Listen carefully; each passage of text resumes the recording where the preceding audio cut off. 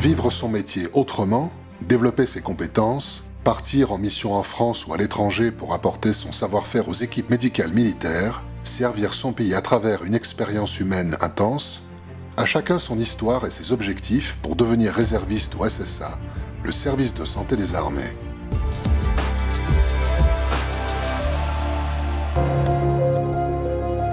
Ils portent le même uniforme et participent aux mêmes missions que les militaires de métier. Ils sont environ 3500 réservistes au SSA qui viennent renforcer leurs homologues d'active pour assurer en toutes circonstances et en tout lieu le soutien santé de nos forces sur le territoire national comme à l'étranger sur les théâtres d'opérations extérieures. Cela consiste entre autres à préparer médicalement les militaires à leur mission, à assurer le contrôle des aliments et de l'eau en tout lieu, à ravitailler les forces en médicaments et en produits sanguins, à prendre en charge les blessés et les malades sur les théâtres d'opération jusqu'à leur rapatriement en métropole et à suivre l'état de santé du militaire tout au long de sa vie. Mais les capacités du SSA peuvent aussi être mises au service de la nation dans la gestion de crises sanitaires majeures, comme pour la pandémie Covid-19.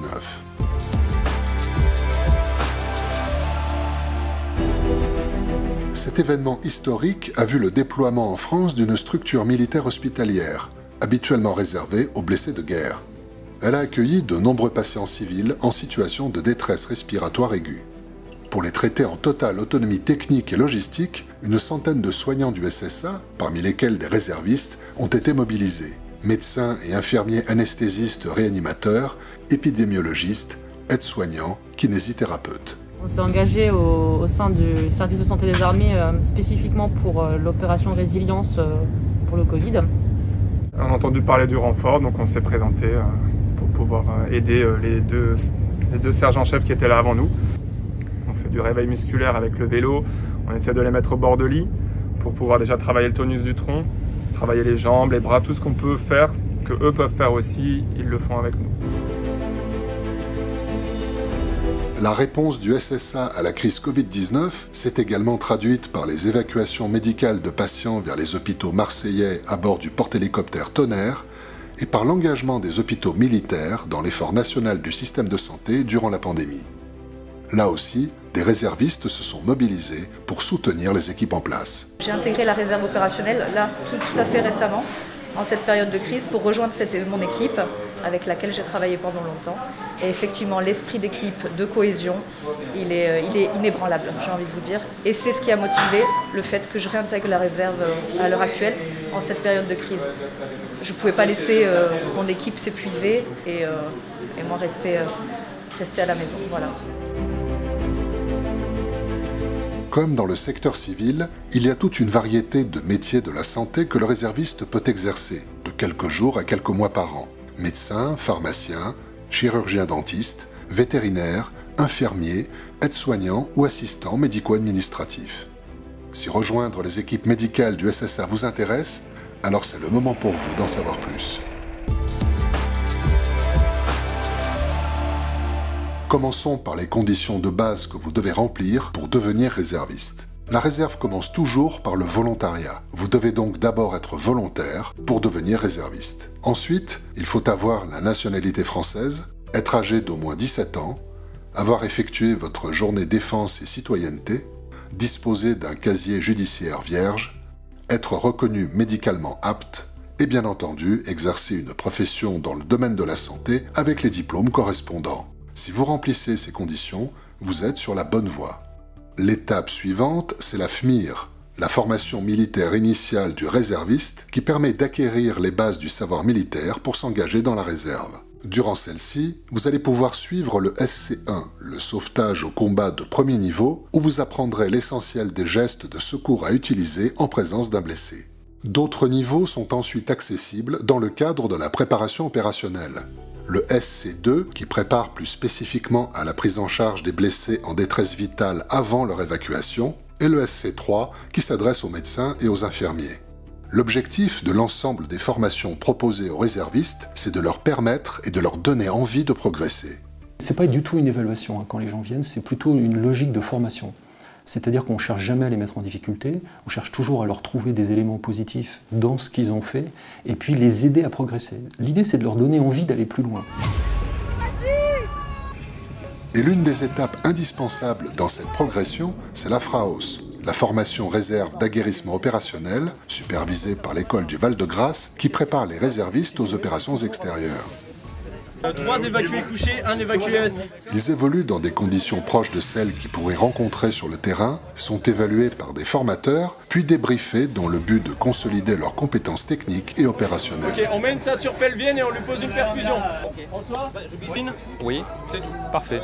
Elle a eu de la morphine, elle a eu des antibiotiques, elle a eu de l'hexacil. Parfait. Ça s'est bien déroulé. Enfin, il existe d'autres formations proposées aux réservistes par le SSA, comme la prise en charge médicale en milieu NRBC, c'est-à-dire en milieu contaminé par une source nucléaire, radiologique, biologique ou chimique. L'idée, c'est de former des binômes de médecins infirmiers pour qu'on puisse les valider, parce qu'il y a une validation à la fin, pour qu'ils puissent après prendre en charge des blessés, alors intoxiqués, de blessés de guerre, et surtout contaminés. Tout le thème général, c'est comment je peux prendre en charge un blessé qui est lui-même pas free, c'est-à-dire qu'il est contaminant, et comment je peux lui faire des gestes. Pour être formés à la médecine militaire et soutenir les forces armées, les volontaires peuvent donc rejoindre le SSA, qui encourage l'intégration de nouveaux réservistes opérationnels. Il reste maintenant à savoir quelles perspectives et quelles missions leur seront proposées, et surtout quels bénéfices professionnels et personnels ils peuvent concrètement trouver en y servant.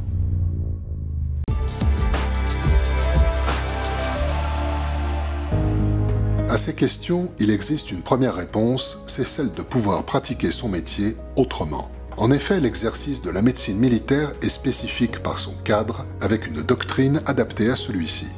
Quel que soit le contexte, en unité ou en opération, la diversité des spécialités, l'organisation et la pratique des soins seront souvent différentes du cadre que les réservistes connaissent dans leur activité civile. Il faut que, justement dans notre formation initiale, on les ait adaptés au monde très particulier de la médecine militaire, virgule, en OPEX ou en opération. Et c'est pas la médecine civile. Et ça fait partie du grand discours. C'est « je ne suis pas à l'hôpital ». Ça m'apporte des connaissances et des modes de fonctionnement qui sont intéressants pour mon métier.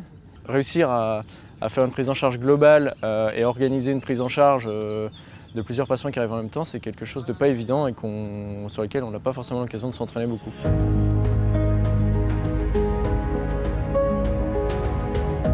C'est aussi le cas de Laurence, médecin urgentiste et réserviste sur une base aéronavale en métropole, qui est envoyée sur des opérations de secours aéroportés en haute mer. Quand j'arrive sur zone et qu'on me dit « tu as 10 minutes », sur zone, c'est 10 minutes. Donc c'est là où je dois m'adapter. Quand je fais du SMUR en terrestre, j'ai le temps que je veux. Je peux avoir 2 heures, 3 heures, je peux avoir du renfort de matériel, du renfort de personnel. Quand on part en mer, je suis avec un infirmier, il y a nous deux, il y a un plongeur éventuellement, et on doit se débrouiller dans un temps imparti. Le métier vétérinaire dans l'armée est très diversifié. Et alors d'autant plus diversifié que ce n'est pas du tout ce que je fais dans le civil. On a plusieurs facettes, à la fois donc la santé animale, le plus courant pour nous vétérinaires, mais également tout le côté sécurité sanitaire des aliments et donc de la restauration des militaires.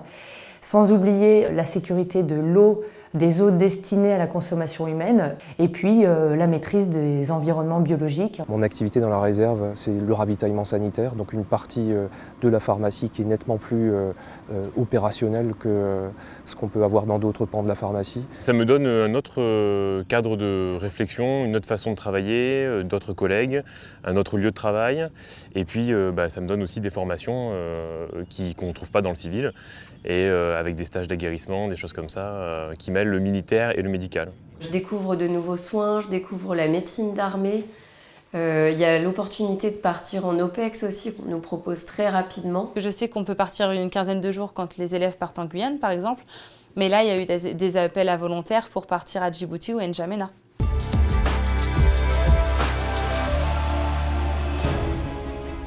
Partir en OPEX, c'est-à-dire en opération extérieure, est effectivement le souhait de nombreux réservistes, avec la possibilité d'exercer son métier à la fois autrement et ailleurs, comme actuellement dans la bande sahélo-saharienne, en Centrafrique ou au Liban. Dans ces opérations en dehors du territoire national, le SSA est chargé de plusieurs missions, au premier rang desquelles on trouve la chaîne de soutien médical, qui s'étend du lieu où le soldat a été blessé jusqu'à son arrivée dans un hôpital militaire en France.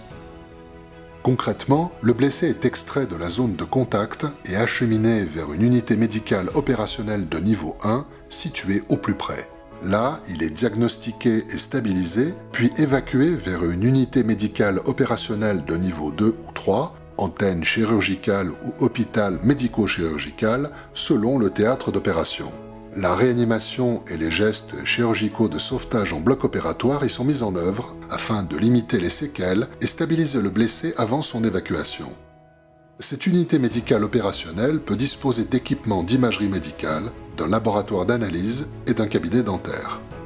Enfin, le blessé est rapatrié en métropole vers l'un des 8 hôpitaux d'instruction des armées où vont se dérouler la suite de son traitement et sa rééducation. Le but de cette chaîne est de donner aux militaires blessés les meilleures chances de survie et de récupération fonctionnelle. L'évacuation médicale, la MEDEVAC, y joue un rôle essentiel. Toute cette chaîne, elle est utile aux soldats de mêlée, pour qu'ils sachent que s'ils partent au combat, en fait, on viendra te chercher. On a très à cœur cette mission d'aller chercher les gens, vraiment dans toutes les conditions. D'autres missions majeures incombent au SSA en OPEX, comme le ravitaillement en produits sanguins et médicaux, la mise en œuvre de mesures d'hygiène générale et de prophylaxie, et selon les théâtres, l'aide aux populations locales à travers des consultations et des soins. C'était la première fois que j'étais réellement lancée dans tout ce qui était sécurité sanitaire des aliments et de l'eau, donc très enrichissant d'un point de vue professionnel, puisque là on avait toutes ces responsabilités d'assurer une sécurité pour l'ensemble des personnels militaires détachés dans cette mission. J'ai eu la chance et j'ai envie de dire plutôt l'honneur d'être projeté sur un théâtre d'opération au titre de la force Sangaris. J'ai pris le commandement de l'UDPS de Sangaris à Bangui, en République centrafricaine. Il y a des choses professionnelles, humaines, sociales et d'autres choses dont on ne peut pas parler ici à la caméra qui vont se passer, qui sont absolument fantastiques. C'est vrai que partir en OPEX, c'est une aventure humaine qui est extraordinaire. On rencontre plein de gens qu'on n'aurait jamais rencontrés, des corps de métier qu'on n'aurait jamais même soupçonnés. D'autres armées, d'autres pays. Donc c'est vraiment en plus multiculturel dans beaucoup d'OPEX. On relativise sur beaucoup de choses en OPEX parce qu'on n'a pas les mêmes moyens qu'en France, même si l'armée a beaucoup de moyens par rapport aux pays étrangers. On se sent encore plus utile puisque les gens sont très reconnaissants. Et c'est des choses qui marquent, ça reste gravé. En OPEX ou au sein d'unités basées en métropole, les réservistes vivent les mêmes valeurs de cohésion et d'esprit d'équipe que leurs camarades d'active. Cette culture de l'engagement collectif, caractéristique du monde militaire, est une condition indispensable à la réussite des missions. Elle donne aussi à chaque volontaire le sentiment d'appartenir à un groupe, d'être intégré à une communauté où il va pouvoir jouer pleinement son rôle. C'est par exemple le cas à l'hôpital Bégin, en région parisienne, où Aurore, chef du service d'odontologie, est très attentive à l'intégration de nouveaux réservistes à son équipe, dans le but d'offrir aux patients la meilleure qualité d'accueil et de soins. Les réservistes m'apportent vraiment cette possibilité-là qui est vraiment agréable, parce qu'on a vraiment, les gens sont très contents de la prise en charge, ils sont très contents d'être vus rapidement, et ils savent que s'ils ont un souci, ils peuvent appeler Bégin. Voilà. Et ça se sait dans le milieu militaire. Ici, j'ai une équipe, je me sens intégrée dans l'équipe. Avec les patients, j'ai une très bonne relation de soins. L'ambiance militaire n'est pas la même que dans un hôpital civil. Donc moi, j'apprécie beaucoup ce travail d'équipe que je n'avais pas forcément toujours aux urgences. On donne beaucoup pour recevoir également en retour. Donc ça fait un bel esprit d'équipe en fait, où on est content de venir travailler, on est content de réaliser ce qu'on fait en fait. C'est la façon dont on est, c'est un savoir-être et un savoir-vivre au quotidien. La raison de son engagement peut se trouver dans une tradition familiale, ou bien prendre la forme d'une réaction aux attentats qui ont touché la France, ou encore représenter le choix de vivre son métier différemment, ou peut-être une conjugaison de tout cela. Chaque réserviste a son histoire, et avec elle les motivations qui le portent à servir l'intérêt général et à défendre les valeurs de son pays. C'est ça qui m'apporte en fait, c'est le fait de servir, le fait de pouvoir être utile à ce qui est de mes valeurs, qui sont partagées ici, qui fait que je me sens bien éthiquement. C'est rendre service à la nation aussi, être réserviste, pour moi. Et c'est ce qui se passe quand on est au OPEX. Je suis en avant et je défends les valeurs qu'on partage tous. Moi, en tant que médecin, d'être le mieux formé possible pour prendre en charge mes concitoyens et avoir une formation militaire C'est ce qui me permet de le faire au mieux et je trouve ça important. Je pense que c'est essentiel que chacun puisse apporter sa petite pierre à l'édifice national, entre guillemets. Et si tout le monde fait ça, on va bien fonctionner. Je suis ravie d'être là. Ouais, je suis fière. Je pense à mon grand-père qui serait, je pense, ravi que je sois dans la réserve. Pour revenir à l'histoire aux attentats, on se sent un peu plus concerné, on sent que voilà, il peut y avoir une menace et c'est vrai qu'on a envie quelque part de faire peut-être un petit rouage de la machine, quoi. On est en capacité de le faire. Si nous on le fait pas alors qu'on est en capacité de le faire, personne ne le fera. J'ai été très bien accueillie. Les gens qui arrivent réservistes sont aussi très bien accueillis.